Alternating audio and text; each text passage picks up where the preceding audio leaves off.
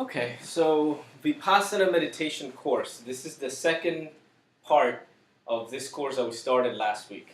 Okay, and so I'll just do a little bit of a review of what Vipassana means, because usually people come across this term because of these Vipassana retreats, silent retreats that they do, and so I thought this is something that we practice here in Gnosis, which we call the meditation a different name. We call it Mo Chao meditation, but in the Eastern tradition, it's referred to as, or in the Vedic Indian tradition, is referred to as Vipassana meditation. For instance, in the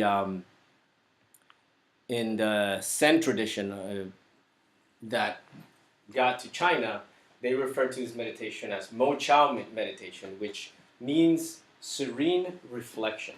Okay. And the word Vipassana itself means actually clear seeing or insight. Okay, and so both types of meditations are sort of gearing towards the same thing. Vipassana meditation, as the word implies, is to enter into a state of being in which we can begin to see clearly, right? We can begin to see all of those things that we have within ourselves that begin to manifest in our lives and create the life that we have, right? So sort of like what we were talking about before, right? And that's one of the foundations of any spiritual path, right? That you begin to realize that the external world is a reflection of all of your internal states, of what you have within yourself. And so if you want to change your life, you need to begin by changing yourself, right? There is a beautiful example of this living teaching by the Buddha Sakyamuni, right? Because when the Buddha sat down to meditate prior to illumination, he saw that there was a lot of suffering in the world, right? He saw that the world is full of suffering, okay? And then after he meditated and he reached enlightenment, he came back from that meditation, and for him, this world was now a paradise. This world was now, nirvana, here and now. So everything that the only thing that happened was a shift in perception, right, from the world. So it's almost, I always keep saying, like, there are two types of people: those who see the cup half full and those who see it half empty, right? So which one is us, right? Psychologists say that we tend to have most of our thoughts during the day, about 95% of our thoughts are all negative thoughts, right? And so, of course, this is why we also see negative things in life, because we're mainly focused on the negative things about ourselves. We are completely identified with inferior negative emotions, with wrong concepts about life, and so forth. And so Vipassana allows us to begin to see clearly, okay, what's behind, okay, all these superficial thoughts, emotions that we experience on a daily basis. And so most spiritual traditions say that behind all of that, there is what we call the being, right? Or divinity within ourselves, or you can call it God, okay? And so once we begin to experience that, we can begin to see life clearly, okay, from the perspective of being, from the perspective of spirit, no longer conditioned or distorted by these concepts that we have about life, okay? And so Vipassana is a way to enlightenment, okay? It's a way to reach what they call in the Eastern tradition, in Buddhism in particular, prajna, which is insight, or wisdom, okay? Clear. So Vipassana meditation is a type of meditation in which we can gain insight, okay, into reality. Okay, so this is what we're going to talk about today. Vipassana meditation is a way of self-transformation through self-observation. Okay, and this is sort of the essential aspect of Vipassana meditation. This word here, self-observation. Okay, so this discipline allows us, as I was saying before, to begin to look inside of ourselves in a clear and objective way. Okay, we can say, impartial observers of our psychology, okay, without judging and without condemning, okay, or making excuses for the things that we see inside of ourselves, okay. So this technique of self-observation, this Vipassana meditation, simply allows you to see everything about yourself, the good and the bad, okay, and then through spiritual discipline, through the same meditation, we can begin to work on all of those things that we have within ourselves that do not allow our true being, our true essential nature to manifest in a clear way, in an objective way. Okay, and so we've talked here about the different psychological aggregates or egos or I's that we have inside of ourselves, which are basically different perspectives that we have about life in a given moment, right? And so, in order to understand a little bit of this, to understand the work that has to be done inside of ourselves, there's a basic concept that comes from the Buddhist tradition, okay, which is not just in the Buddhist tradition, but you can see in all of the different traditions. And there's this concept that we are not one, but we are many inside of ourselves. Okay, so there are many people within ourselves. There are many aspects of ourselves. Okay, in one moment you are a happy, joyful, and compassionate being, and then something happens, and you can become angry. You can even begin to hate someone. Okay, and you begin to see this total shift from being one person into another. At times we are very altruistic. At times we are greedy, right? At times we are very lazy, and at times we are very diligent and responsible with the things that we have to do. And so then, from an esoteric point of view, we ask ourselves, well,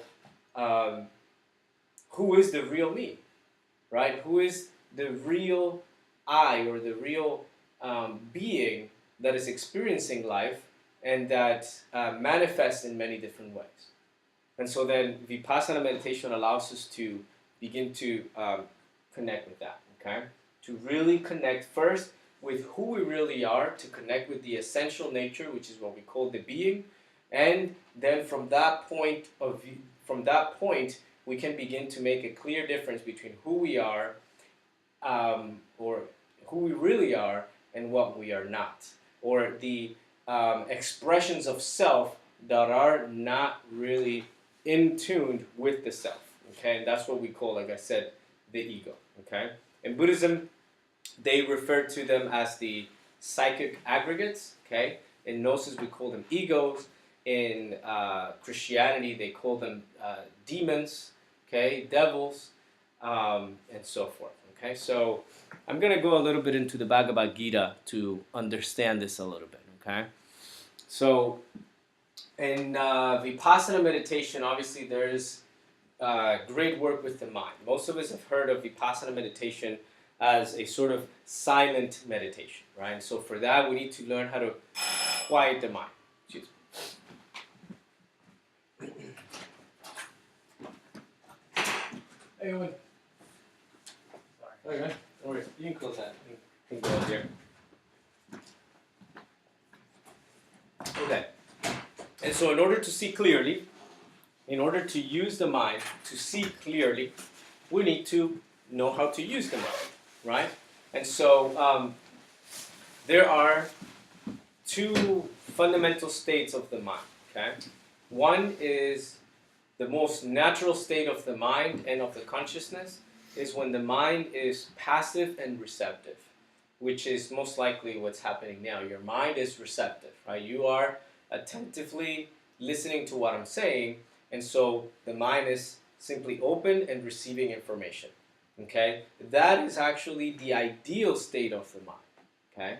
And then there is what we call the projective aspect of the mind, which is when the mind is projecting thoughts, it's projecting ideas, okay? And so there is also this concept of consciousness, okay? Consciousness, which is awareness. And that awareness is who we really are. Okay? Because you probably noticed that sometimes you're thinking, but you are not really there. Right? Like when we're daydreaming. Okay? You're walking down the street, you're sort of lost in your own thoughts, but you're not really aware of your surroundings. You're not even aware of yourself. Right? And this is something that we'll explain later, but there was a mystic, an esotericist, who said that it's strange to see, but even though sometimes a student can be self-observing, he does not remember himself, right? So in that case, we can say that it's sort of like our mind examining the mind, but it's not the real essence or the consciousness within that person that is there present, okay? And so again, the mind is an important element, okay? And according to all of the different traditions, the mind is a wonderful, amazing tool, okay? But it's sort of like a double-edged sword, okay? If you use it right, it can help you reach the highest states of illumination or insight or clear seeing. But when not used properly, it disconnects us from reality into fantasy, into an illusion, right? And so then the technique of Vipassana allows us to begin to train the mind so that we can begin to, again, connect with that or to go beyond the illusion, okay, which are the wrong perspectives that we have about life, okay? And so a key is given to us by Krishna in the Bhagavad Gita, okay? He says, when the mind follows the wandering senses, then it carries away one's discrimination, as the wind does a ship on the water. Okay? And so there are a few things here. There is a relationship between the mind and the senses. Okay? Because most of our lives, we are completely identified with the senses. And so our life is sort of a constant search for pleasure and avoidance of pain. Okay? And that's where we do that because we think that is where we're going to find happiness. We think that we're going to find happiness in a profound state of oneness that we've all been searching for when we experience pleasurable sensations, and that we get farther away from that when we experience unpleasant sensations or pain, right? But if we go beyond that, okay, most spiritual teachers actually tell us that happiness cannot be found in external objects. Happiness cannot be found, or we cannot connect with oneness and with happiness through the external senses alone, okay? And so, as a matter of fact, as Lord Krishna says, when we are completely identified with the wandering senses, it carries away our discrimination. Discrimination is our awareness, okay? Our ability to discern right from wrong, our ability to see clearly, okay? And so this is why he says that, when the mind is following the wandering senses, then we get lost, okay? Like a ship who is blown by the wind on the waters, okay? So we have to learn how to detach the mind from the senses and allow the mind, or use the mind, to go inside, to connect deep inside of ourselves with who we really are, okay? And this is a particular phase in the process or in the practice of meditation that's referred to as pratyahara, okay? Last week, for those of you who were here, we talked about the 8 limbs of yoga and the 6 phases of meditation, okay? So most of us are familiar with something called meditation, right? But most people, unfortunately, don't really know what that is, okay? Meditation is, we can say, a state of being, okay, in which you are completely receptive to something, okay, to life, to your being, okay?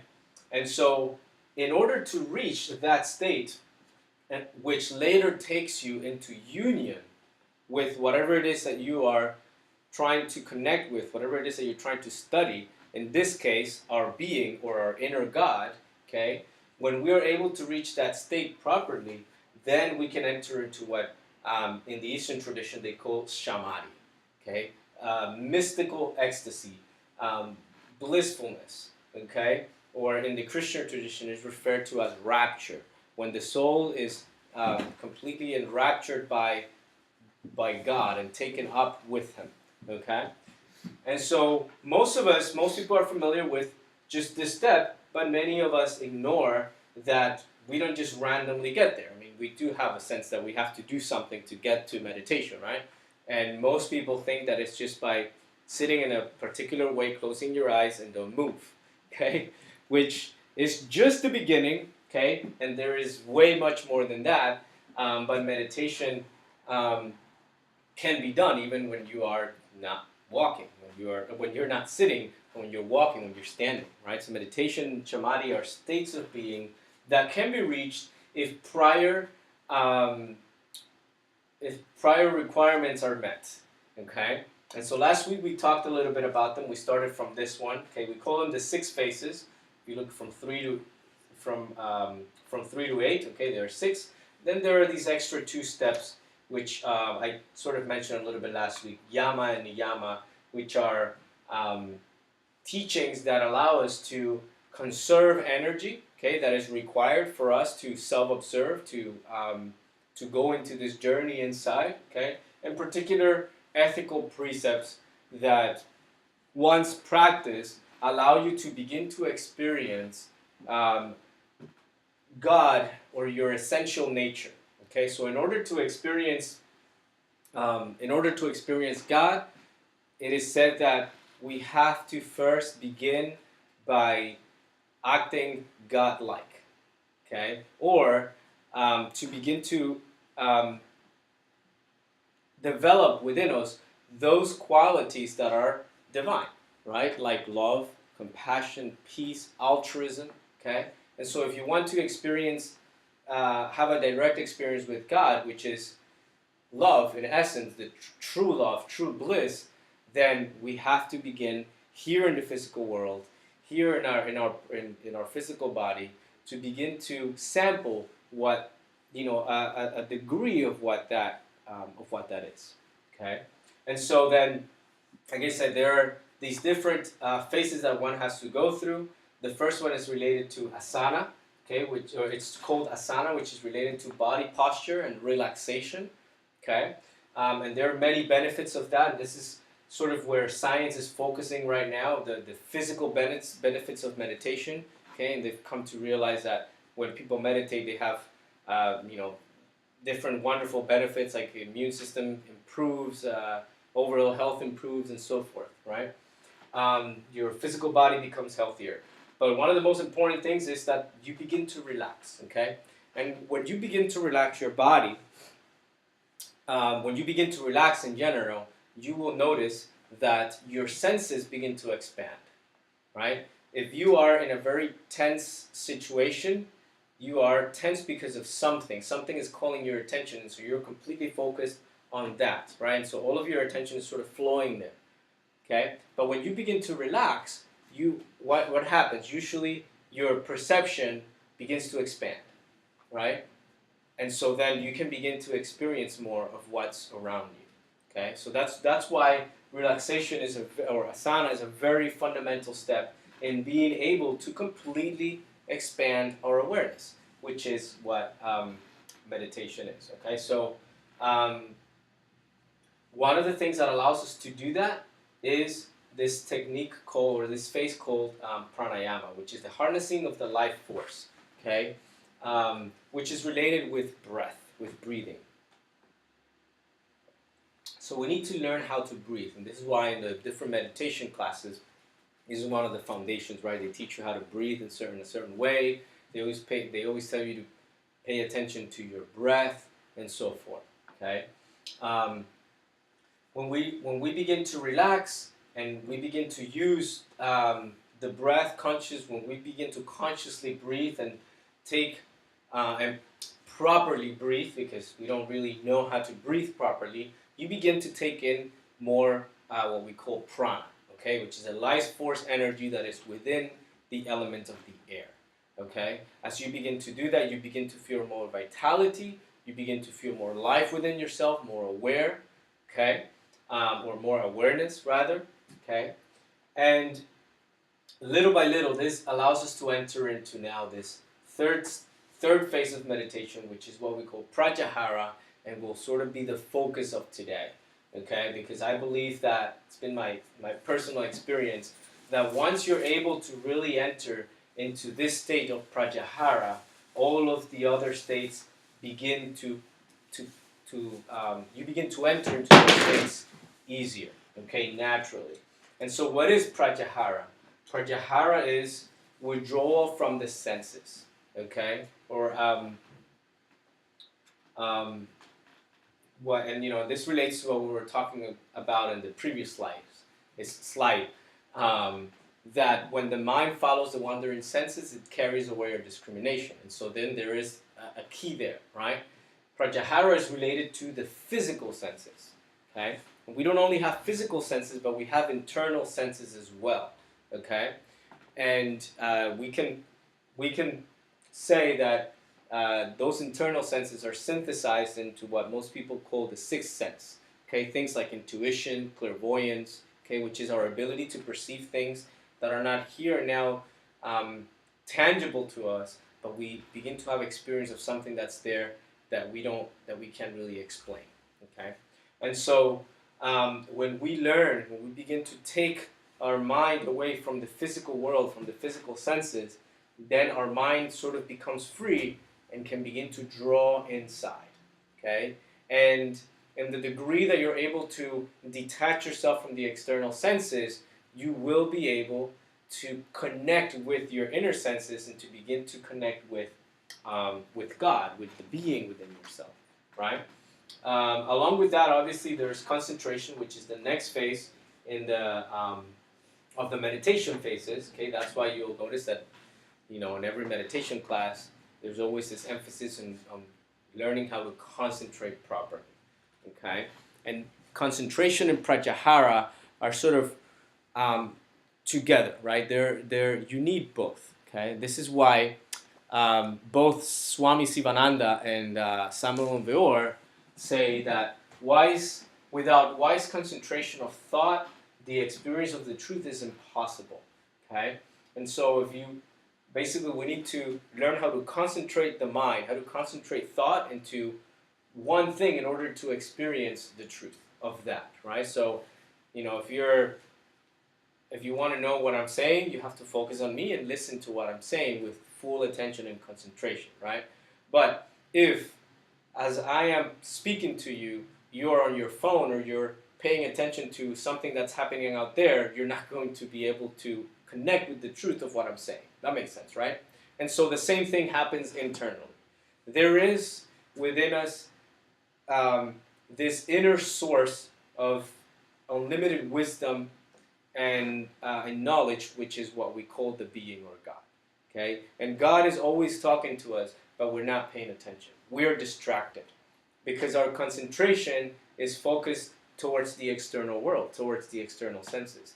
And so then we miss everything, right? So this is why Samuel says that concentration is a key factor.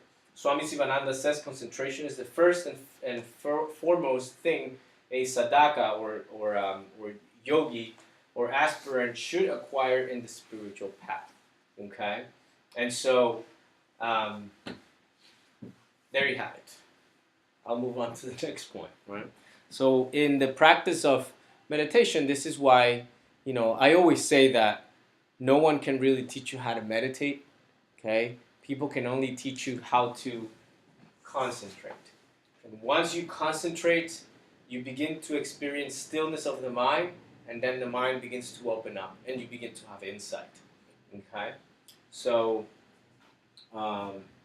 this is why Swami Sivananda again says, dharana, which is concentration, and dhyana, which is meditation, come automatically if pratyahara is perfect, okay? And so this is why I'm sort of skipping these two phases and focusing more on these two. Not that these two are not important. We're actually going to be working with them, okay, by sitting, finding a comfortable posture to sit, okay, and doing certain breathing exercises that are going to allow us to enter into this state of pratyahara and then jump into, or allow us to concentrate and jump into that state of of meditation, which will eventually lead us into samadhi, which is also what we can call vipassana. Okay, samadhi, like I said before, is a state of bliss. It is a state in which you get in touch with the truth, and you become that truth. You feel that truth. You and the truth become one. This is what in Buddhism they refer to as the illuminating void. Okay, the experience of the void is something that transforms the soul. Okay, and we all experience little samadhis throughout the day in our lives when we have a comprehension of something. Okay, again, like because we usually think that like a mystical ecstasy is something that's all the way over there, really hard to find. But when we talk about practical matters, what is a saint or a mystic experience when they experience samadhi? They experience a sense of knowing, which is felt in the body as bliss, as happiness, because this is one of the essential yearnings of the soul, if not the most essential yearning of the soul, and why we're actually here, because we want to know. Why? Because we forgot or we don't know. Okay, and so when we comprehend something, how do you feel? When you have a problem and you don't know what the answer is, and you go days trying to figure out, and eventually the answer comes to you, how do you feel? All of a sudden you feel like, okay. And then a sense of peace, a sense of joy sets within the mind, within the emotions in the body, right? And so samadhi is simply comprehension. If we want to just make, apply a Western concept to it, samadhi is comprehension. When you comprehend something, you're happy. You feel bliss. Okay, you feel complete in that particular sense. Okay, and so that's the goal of all meditation. That's the goal of Vipassana meditation, and this is why you hear so much that in the Vipassana retreats, it's all about it's sort of related to or analogous to silent meditation, right? What they mean by silence is a state of being in which the mind is quiet and receptive. Okay, and in order to reach that, you need practice, right? And this is why these retreats usually take a while. They say, you should do like 10 days or 5 days or something like that. Because as you sit there for 10 days and you begin to train your mind to just quiet down, then guess what? Your mind is going to quiet down, right? Training the mind is like training a dog. Okay, I'm a dog walker, so I'd like to use that example.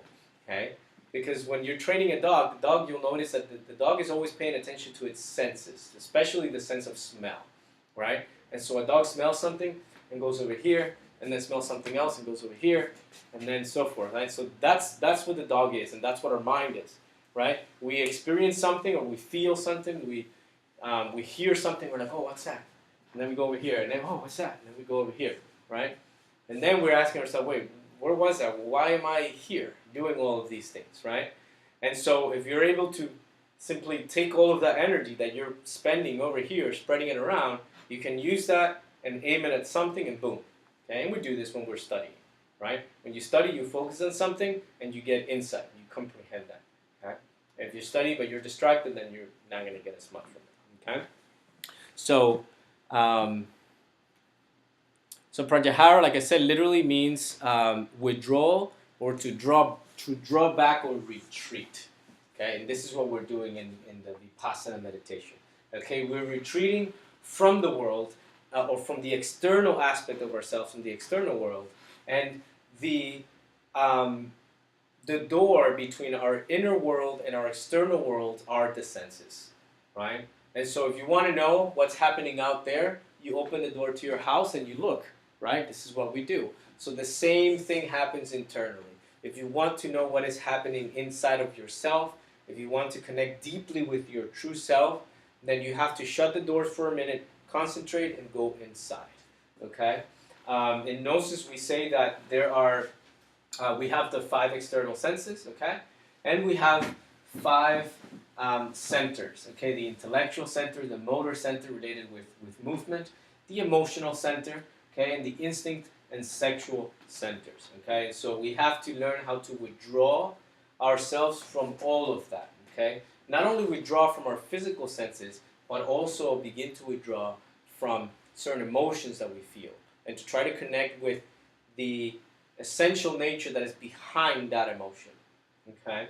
Because behind all emotions, there is love, there is joy, there is bliss, okay? And so what happens is love, that high emotion of love and bliss, as it descends, it becomes distorted or fragmented into different